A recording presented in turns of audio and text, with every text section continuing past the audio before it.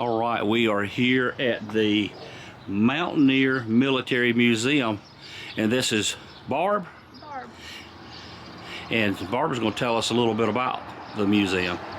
Hello, my name is Barb, and we're here at the Mountaineer Military Museum. The museum is housed in the Weston Colored School, the third colored school built in the state for our African American students in 1881. And it's been added to and has the Spanish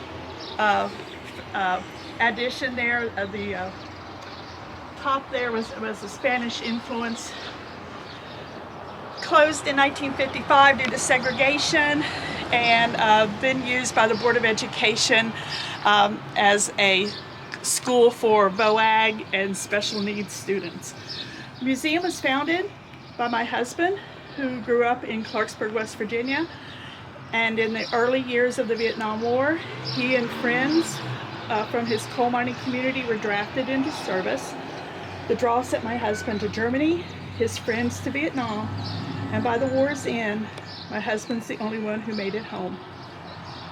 He had been called to do pallbearer service for his friend that had been killed in Vietnam.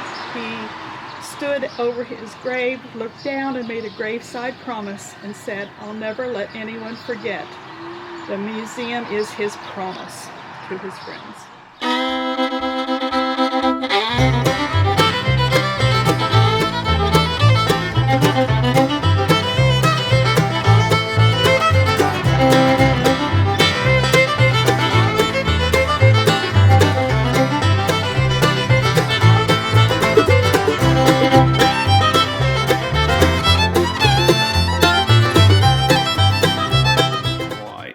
This is just some various artifacts from personal people in the area.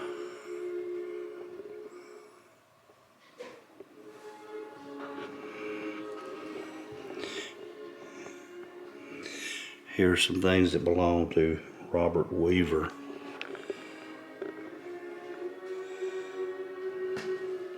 He was born in 1923 and raised in Western West Virginia. At the age of 14, he enlisted in the West Virginia National Guard. Wow, that's awful young.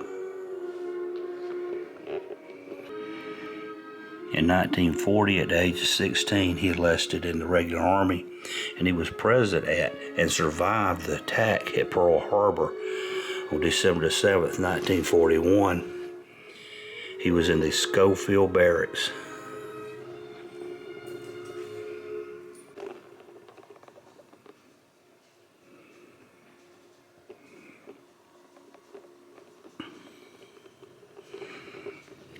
All of these things in here belong to a particular person that served in the U.S. military fighting for our freedom, because their name is right beside things that actually belong to him.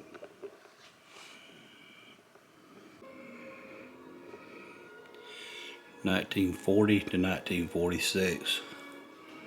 All these photographs are individuals from West Virginia that fought and served in our military.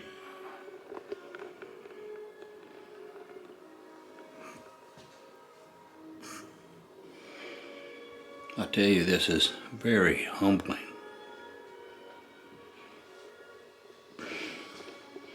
Because these were people just like you and me.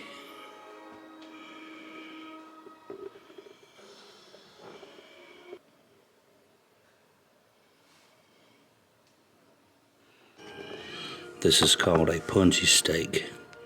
It's from the effects of Staff Sergeant Earl Fred Brown.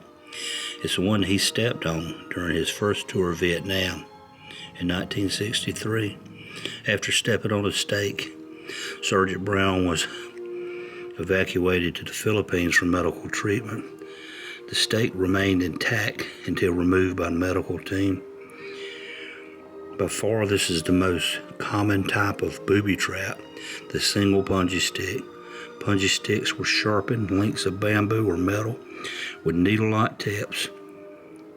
They had been fire hardened. They often were covered with human excrement to cause infection or to induce blood poisoning. Dug into the shallow camouflage holes, the stake could easily pierce the canvas and leather jungle boot. Alright, this flag was flown on a naval ship, and it was used in 1861. As you can see, the cannonball holes in it. During the war, women got into it. Maisie Mullis, she was born in West Virginia, in Nicholas County. When Pearl Harbor was bombed, she was 17 years old, and she went to work in the Goodyear plant as a riveter.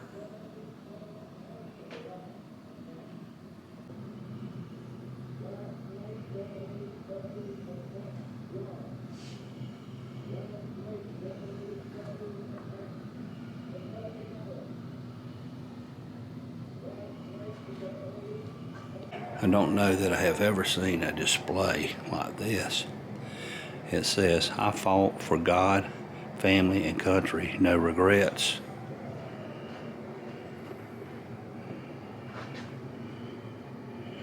Let's see what makes it different. I remember when I was in high school that a lot of kids would wear these stainless steel copper bracelets, and what they were POW, or missing in action bracelets, with the soldier's name on it that was missing in action.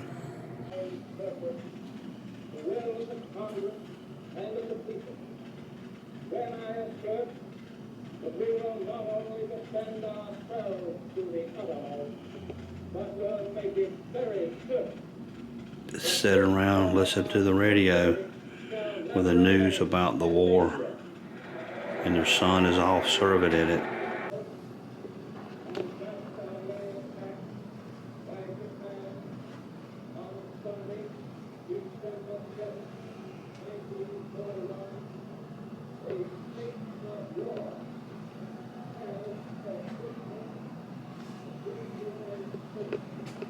A barber kit.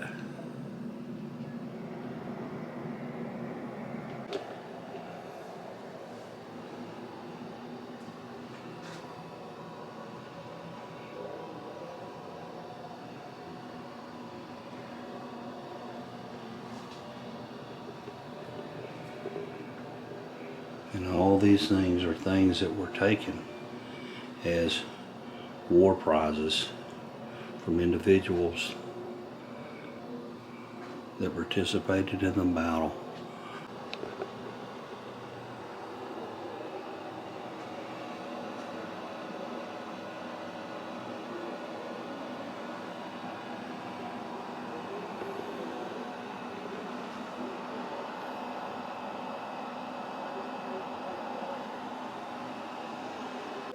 Here are Korean silk pajamas.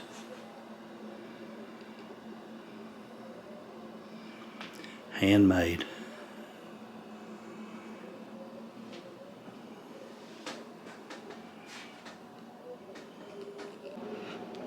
Contractors handed us the keys to this empty shell. He started building this. It's fashioned after the hooch that our Vietnam guys talk about, taking their scraps of wood and thatch at their fire bases to get away from war. In the movies, it's their drinking party, smoking place. Okay. In the room is a art print taken from a photojournalist in Florida who gave us permission to use that art print. The video takes you on a soldier's journey from leaving parents and going into boot camp and into country. And this place has been a place of healing for a lot of our veterans. So I'm going to invite you into the reflection room.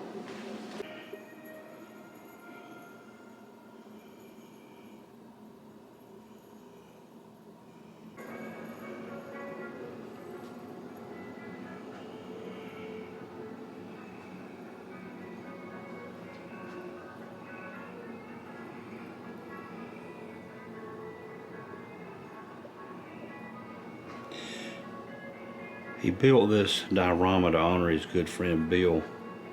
Mountaineer is one who'd been there and done that, soldiers. The battle, brutal as it was, showed all America the metal of what our fighting men were made of. I lost my friends over there, but there were soldiers like Bill. Makes the sadness easier to know they did not die in vain. And like Bill says, my God, by God, we were winning when I left over there.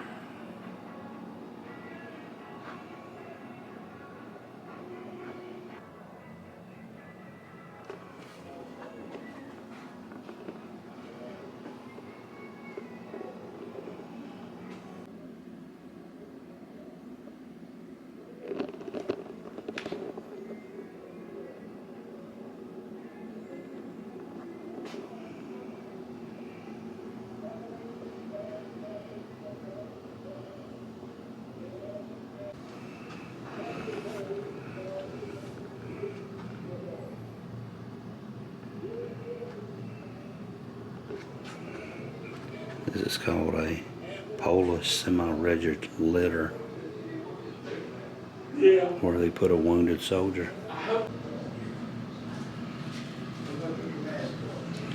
All these soldiers are 2000 to 2015, all from West Virginia.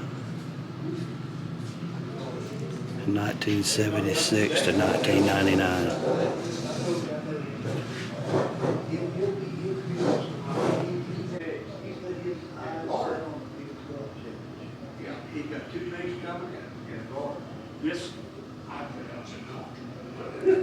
This is Arnett Turner. He enlisted at the age of 28 as a farmer from Lewis County, West Virginia.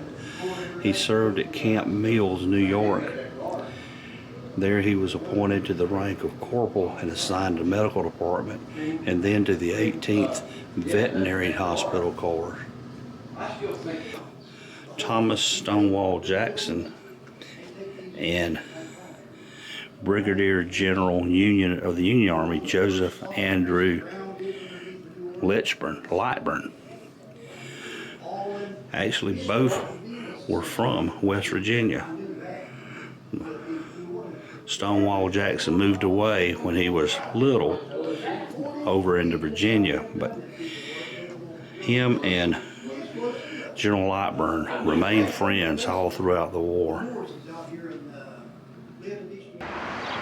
All right, well, that was pretty interesting. I really enjoyed it. I want to thank Barb for letting us come. Normally they're only open on Saturdays, and today is Tuesday, and out of the goodness of their heart they let me in. I want to thank her, and I want to thank y'all for watching. If you enjoyed this video, be sure to give me a big old thumbs up. Be sure to tell your family and friends about this channel, and share this video if you will. But until next time, y'all have a good day.